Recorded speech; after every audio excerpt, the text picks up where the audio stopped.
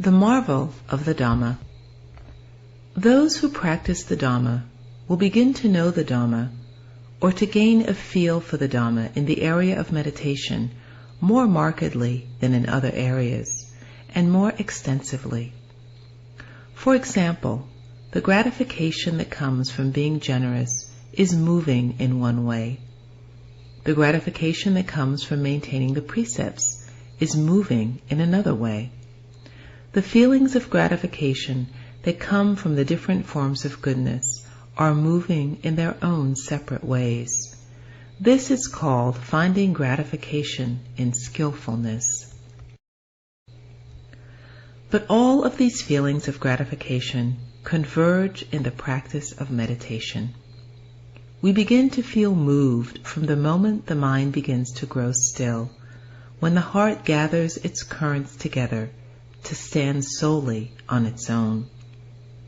Even though we may not yet obtain a great deal of stillness from the inward gathering of the mind, we still find ourselves gratified within in a way we can clearly sense. If the mind or the Dhamma were a material object, there wouldn't be anyone in the world who wouldn't respect the religion, because the goodness, the well-being, and the marvels that arise from the religion and from the practicing in line with the teachings of the religion are things desired the world over.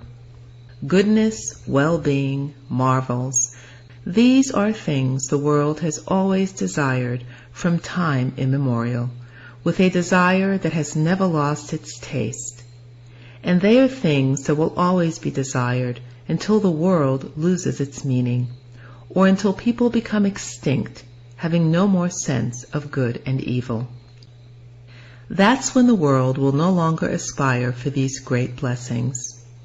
The well-being that comes from the marvels, the Dhamma in the area of its results, is something to which all living beings aspire, simply that their abilities differ, so that some attain their aspirations, while others don't. But the Dhamma can't be displayed for the world to perceive with its senses of sight, hearing, smell, taste, or touch in the way other things can. Even though there may be other immaterial phenomena similar to the Dhamma, such as smells, still they aren't like the true Dhamma that is touched by the hearts of those who have practiced it. If the Dhamma could be displayed like material objects, there is no doubt but that the human world would have to respect the religion for the sake of that Dhamma. This is because the Dhamma is something more marvelous than anything else. In all the three levels of existence, there is no greater marvel in the Dhamma. The Dhamma can appear as a marvel, conspicuous and clear in the mind. The mind is what knows it, and only the mind. It can't be displayed in general like material objects, as when we take things out to admire or to show off to others. The Dhamma can't possibly be explained like material objects. This is what makes the world lack interest, and lack the things that could be hoped for from the Dhamma, in a way that is really a shame. Even those who want the marvel of the Dhamma don't know what the marvel is, or what the profundity of the Dhamma is, because the mind has never had contact with that profundity. The eye has never had contact with the marvel. The ear has never obtained any marvel from the current of the Dhamma, because the Dhamma can't be displayed as a current of sound as other things can. This is one obstacle that prevents people from becoming moved by the Dhamma, that prevents them from fully believing and fully entrusting themselves to the Dhamma in a way consistent with the world's long-felt hunger for well-being and prosperity. Each of the Buddhas who has gained awakening and taught the Dhamma to the world has had to reflect to the full extent of his intelligence and ability in the myriad ways of teaching the Dhamma to the world, so that the world could see it as a marvel, inasmuch as the Dhamma can't be put in shop windows or public places. This is because the true Dhamma lies in the heart, and reveals itself only in words and deeds, which doesn't excite a gratifying sense of absorption in the same way as touching the Dhamma directly with the heart. Because there is no way to display the Dhamma directly, the Buddhas display it indirectly through teaching. They point out the causes, the Dhamma of conduct and practices leading to the Dhamma of results at this or that point, or this or that level. And at the same time, they proclaim the results, the excellence, the marvels of the stages and levels of the Dhamma that can be touched with the heart, all the way to the highest marvel, vimutti, the mental release called nibbana within the heart. Every Buddha has to devise strategies in teaching the Dhamma so as to bring that marvel out to the world by using various modes of speech and conduct. For example, describing the Dhamma and showing the conduct of the Dhamma as being like this and that. But the actual Dhamma can't be shown. It is something known exclusively in the heart, in the way in which each Buddha and each Arahant possesses this marvel. None of the Buddhas, none of the Arahants who possess this marvel are in any way deficient in this regard. The marvel lies in their hearts, simply that they can't take the marvel that appears there and display it in the full measure of its wonder. Thus, they devise strategies for displaying it in their actions, which are simply attributes of the Dhamma, and not the actual Dhamma itself. For instance, the doctrine they teach in the texts is simply an attribute of the Dhamma. Their act of teaching is also just an attribute of the Dhamma. The actual Dhamma is when a mediator or a person who listens to their teachings about the Dhamma follows the Dhamma in practice and touches it stage by stage within his or her own heart. This is called beginning to make contact with the actual Dhamma, step by step. However much contact is made, it gives a sense of gratification felt exclusively within the heart of the person who has gained that contact through his or her own practice. When it comes to ingenuity in teaching, no one excels the Buddhas. Even so, they reveal only what they see as appropriate for humanity. They can't reveal the actual Dhamma, for example, by taking out the true marvel in their hearts and unfolding it for the world to see, saying, "This is the marvel of the Tathagata of each Buddha. Do you see it?"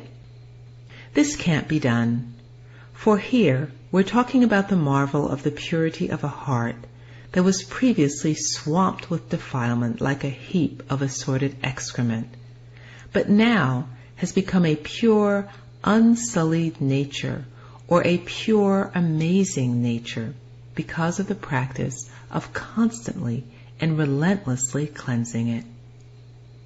They can't show that Dhamma to the world, saying, "Do you see this? Look at it. Look at it. Feast your eyes till they're full, and then strive to make this treasure your own." So instead, they teach by using various strategies for those who practice, describing the path in full detail, in terms both of causes and of results. What they bring out to show is simply the current of their voices, the breath of their mouths. That's what they bring out to speak, simply the breath of their mouths.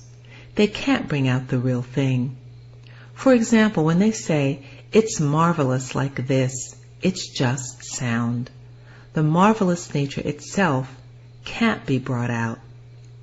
All they can bring out is the action of saying that nature is marvelous, so that we can speculate for ourselves as to what that marvel is like.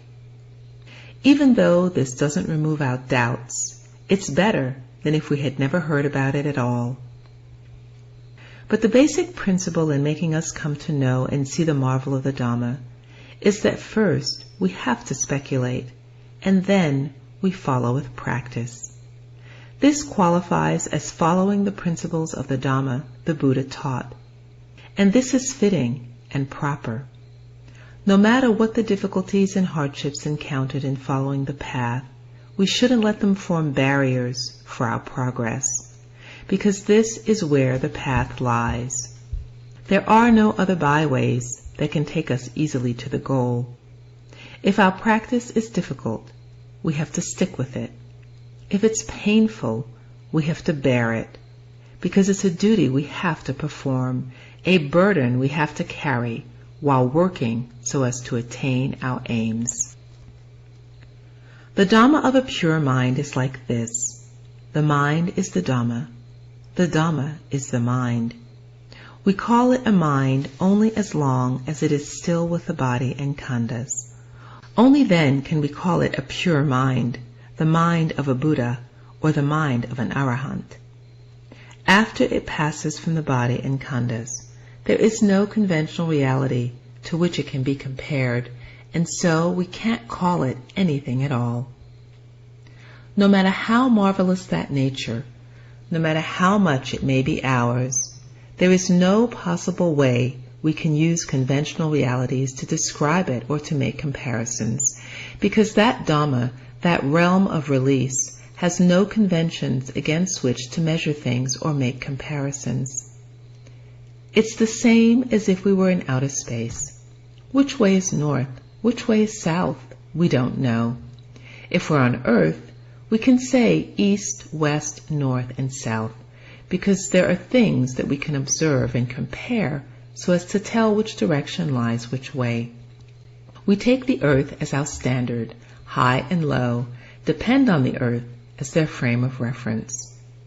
How much higher than this, lower than this, north of this, south of this, these things we can say.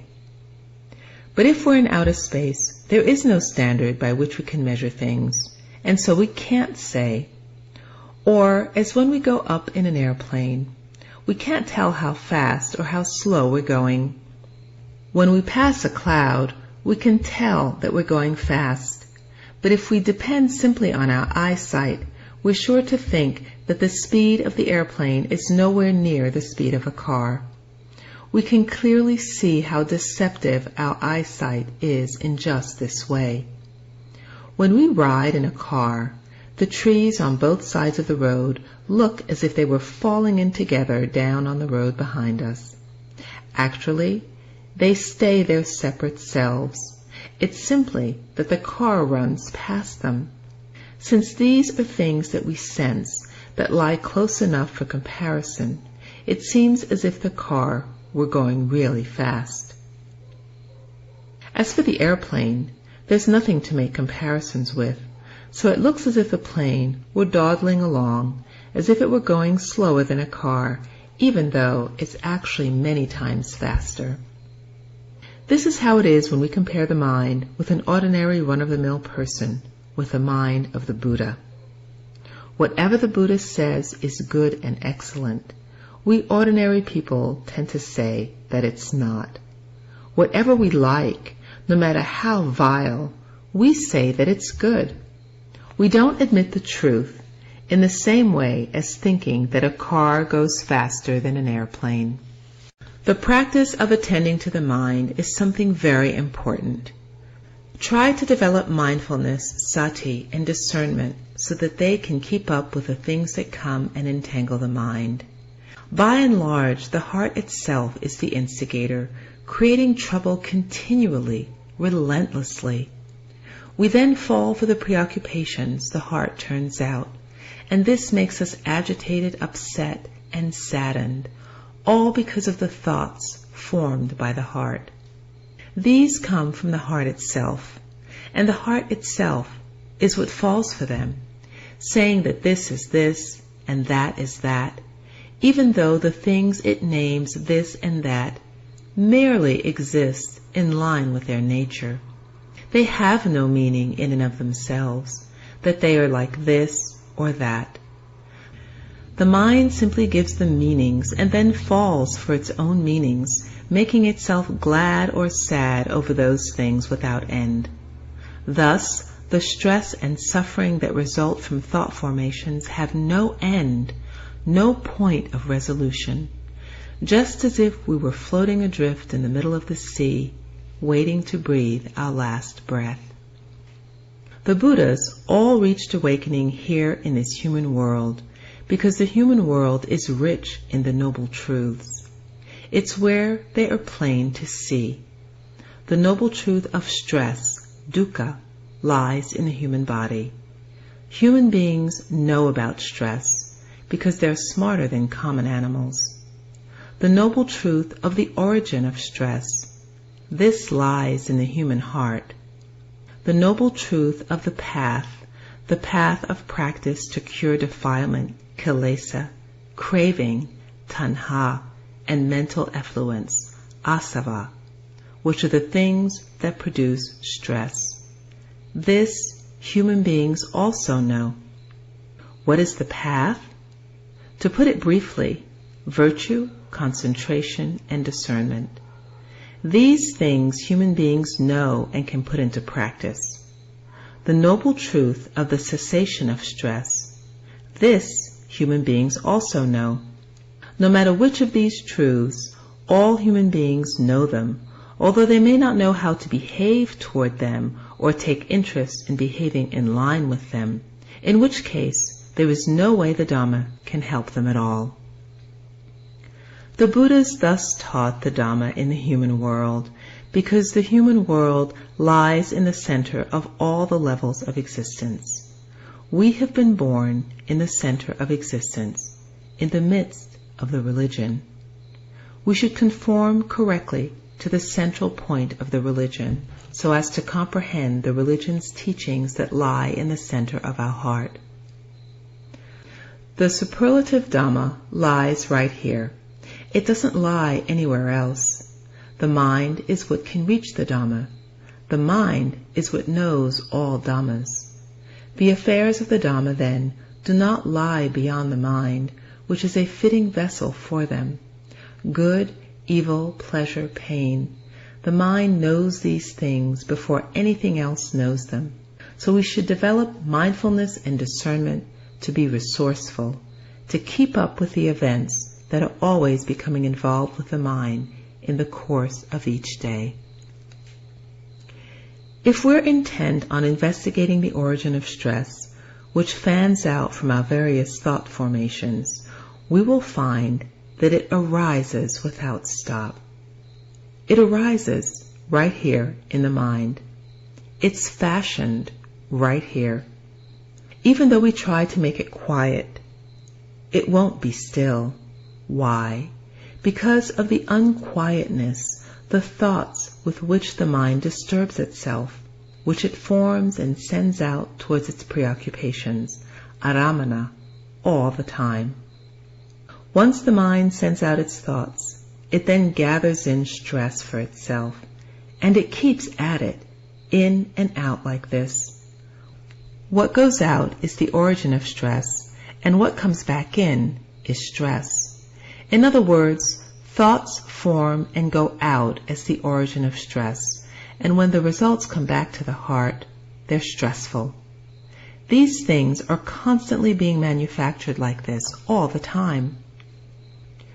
When we want the mind to have even just a little bit of calm, we really have to force it. And even then, these things still manage to drive the mind into forming thoughts whenever we let down our guard. This is how it is with the origin of stress, which is constantly producing suffering. It lies in the heart and is always arising. For this reason, we must use mindfulness and discernment to diagnose and remedy the origin of stress, to keep an eye out for it, and to snuff it out right there without being negligent. Wherever we sit or stand, whatever our activity, we keep watch over this point, with mindfulness alert to it and discernment unraveling it so as to know it constantly for what it truly is. All those who practice to remove defilement practice in this way. In particular, those who are ordained practice by going into the forest to look for a place conducive for their striving in order to wipe out this very enemy. Even when they stay in inhabited areas or wherever they go, wherever they stay, they keep their attention focused continually, step by step, on the persistent effort to remove and demolish the origin of stress, which is a splinter, a thorn in the heart. Such people are bound to develop more and more ease and well-being, step by step, in proportion to the persistence of their striving. We can see clearly when the mind is still and settles down. Thought formations are still, or don't exist. Turmoil and disturbances don't occur. The stress that would otherwise result doesn't appear. When the mind is quiet, stress is also quiet. When thought formations are quiet, the origin of stress is also quiet. Stress is quiet. All that remains at that moment is a feeling of peace and ease. The war between the mind and the defilements causing stress is like this. We have to keep fighting with persistence. We have to use mindfulness and discernment, conviction and persistence to contend with the war that disturbs and ravages the mind, making it stagger and reel within. The disturbances will then gradually be suppressed. Even when there is only a moment of quiet, we will come to see the harm of the thought formations that are constantly disturbing us. At the same time, we will see the benefits of mental stillness, that it's a genuine pleasure. Whether there is a lot of stillness or a little, pleasure arises in proportion to the foundation of stillness or the strength of the stillness, which in the texts is called samadhi, or concentration. A mind centered and still is called a mind in concentration, or a mind gathered in concentration. This is what genuine concentration is like inside the heart. The names of the various stages of concentration are everywhere, but actual concentration is inside the heart. The heart is what gives rise to concentration. It produces it, makes it on its own. When concentration is still, the mind experiences cool respite and pleasure. It has its own foundation set firmly and solidly within.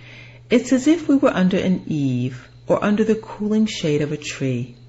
We're comfortable when it rains. We're comfortable when the sun is out, because we don't have to be exposed to the sun and rain. The same holds true with a mind that has an inner foundation of stillness. It's not affected by this preoccupation or that, which would otherwise disturb and entangle it repeatedly without respite. This is because stillness is the heart's dwelling. Concentration, which is on one level of home for the heart. Discernment, panya, is ingenuity, sound judgment, evaluating causes and effects within and without, above, below, and in between, inside the body, all the way to the currents of the mind that send out thoughts from various angles. Mindfulness and discernment keep track of these things, investigating and evaluating them so as to know causes and effects in terms of the heart's thought formations, or in terms of the nature of sankhara within us, until we see the truth of each of these things. Don't go investigating these things off target by being clever with labels and interpretations that go against the truth. Because in the investigation of phenomena, we investigate in line with the truth. We don't resist the truth, for that would simply enhance the defilements causing stress at the very moment we think we're investigating phenomena so as to remove them. Birth we have already experienced. As for old age, we've been growing old from the day of our birth, older and older step by step. Whatever our age, that's how long we've been growing old, until we reach the end of life. When we're old to the nth degree, we fall apart.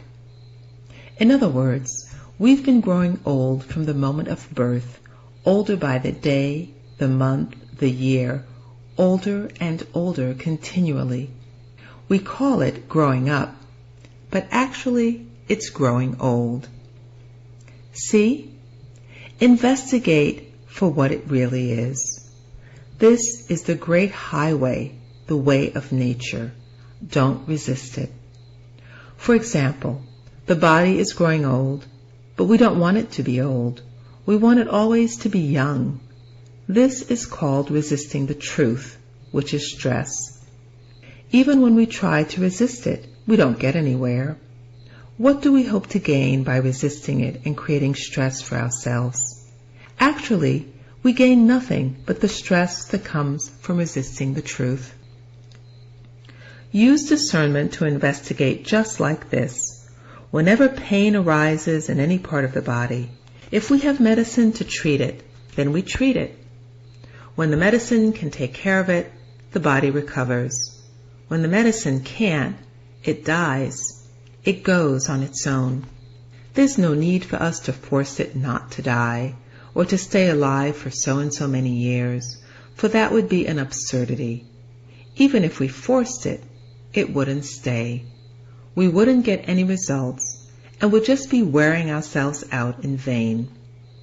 The body has to follow its own natural principles. When we investigate in line with its truth this way, we can be at our ease.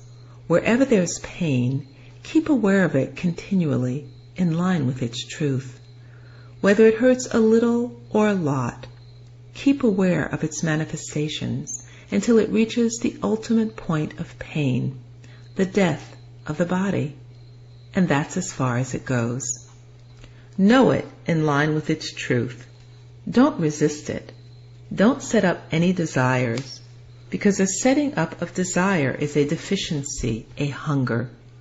And hunger, no matter when or what the source, is pain. Hunger for sleep is pain. Hunger for food is pain. Hunger for water is pain. When was it ever a good thing? The hunger, the desires that arise, wanting things to be like this, wanting them to be like that, these are all nothing but disturbances, issues that give rise to stress and pain. This is why the Buddha doesn't have us resist the truth.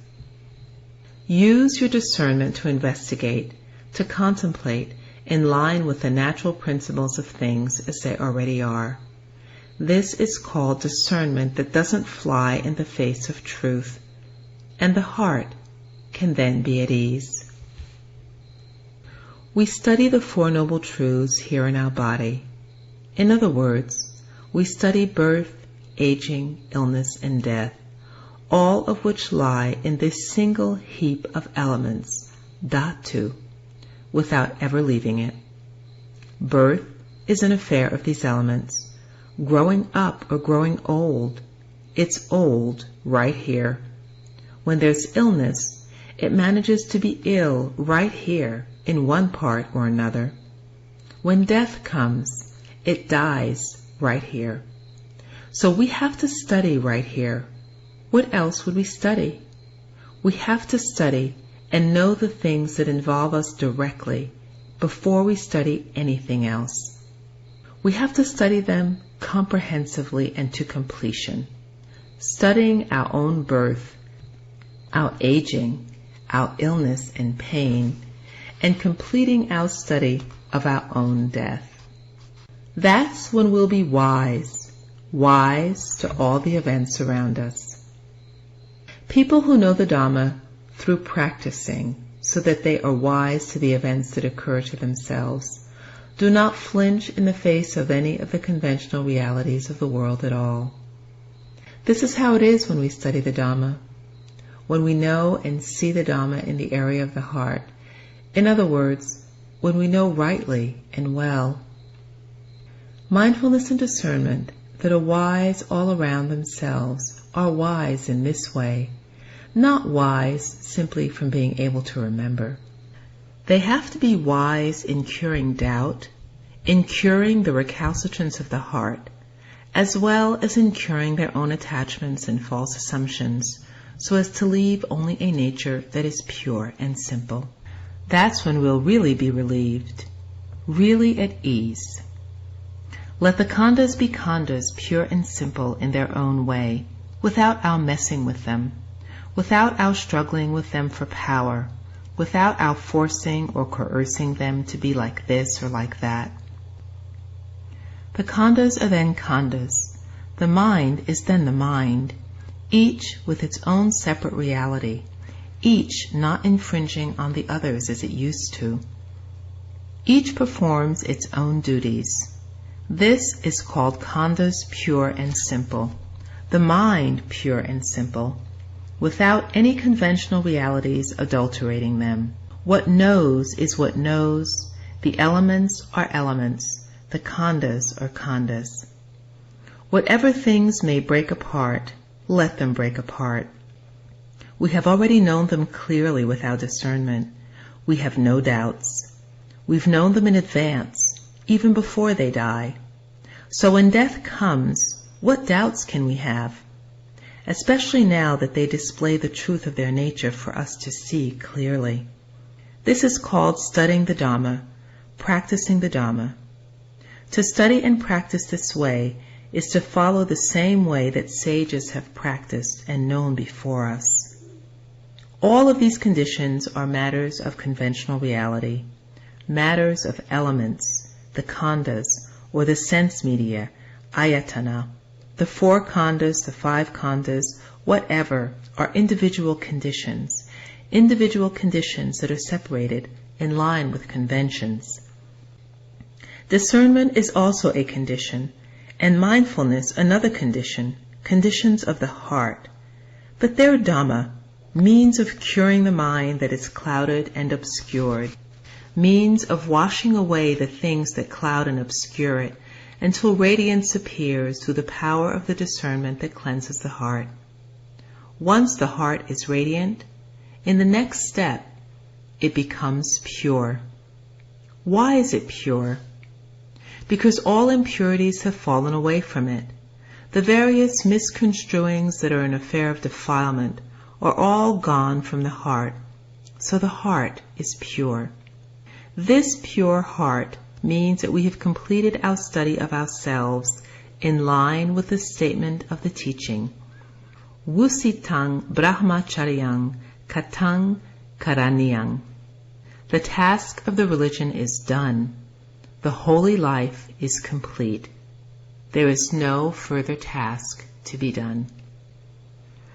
When the tasks we have to do, abandoning and striving, are done to completion, we know right here, because delusion lays right here in the heart. We study and practice simply to cure our own delusion. Once we know right here and delusion is gone, what else is there to know? For beyond this, there is nothing further to know. What else is there for us to be deluded about? We're no longer deluded, because we know fully all around. This very state of mind, when at the beginning I referred to the superlative Dhamma, the marvelous Dhamma, I was referring to this very state of mind, this very Dhamma. But it's something known exclusively within itself, and exists only within itself. It's marvelous. This we know within our own mind. It's superlative. This we also know within our own mind. We can't take it out or unfurl it like other things for other people to see.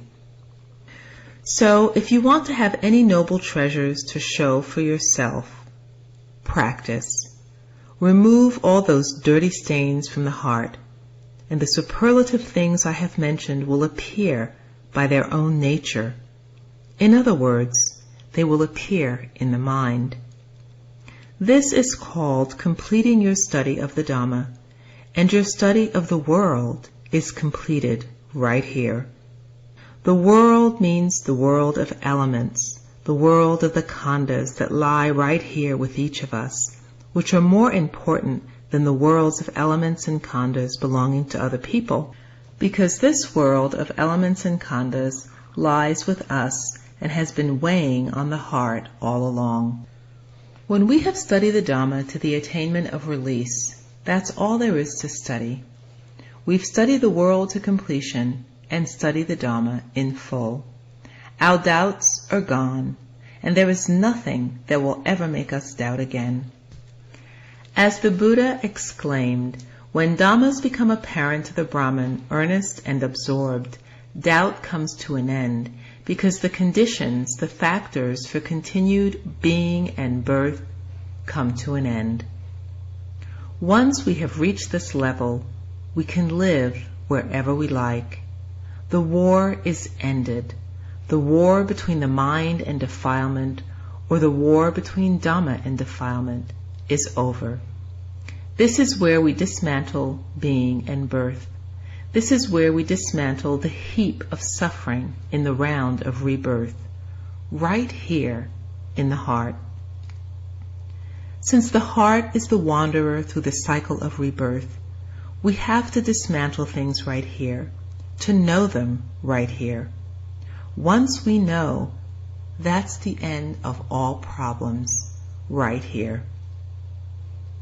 In this whole wide world, there are no problems. The only problem was the issue of the heart that was deluded about itself and about the things that became involved with it.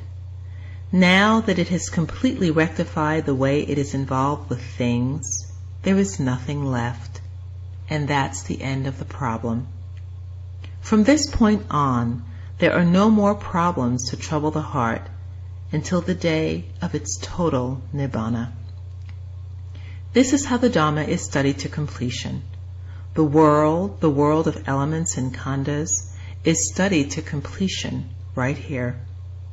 So keep striving in order to see the marvel described at the beginning, which was described in line with the truth, with no aspect to invite any doubt. The Buddha and the noble disciples have Dhamma filling their hearts to the brim. You are a disciple of the Tathagata, with a mind that can be made to show its marvelousness through the practice of making it pure, just like the Buddha and the noble disciples. So try to make it still and radiant, because the heart has long lain buried in the mud. As soon as you can see the harm of the mud and grow tired of it, you should urgently wake up, take notice, and exert yourself till you can manage to make your way free. Nibbana is holding its hand out, waiting for you. Aren't you going to come out? Rebelliousness is simply distraction. The end of rebelliousness is stillness. When the heart is still, it's at ease. If it's not still, it's as hot as fire. Wherever you are, everything is hot and troubled. Once it is still, then it's cool and peaceful wherever you are. Cool right here in the heart. So make the heart cool with the practice, because the heat and trouble lie with the heart. The heat of fire is one thing, but the heat of a troubled heart is hotter than fire.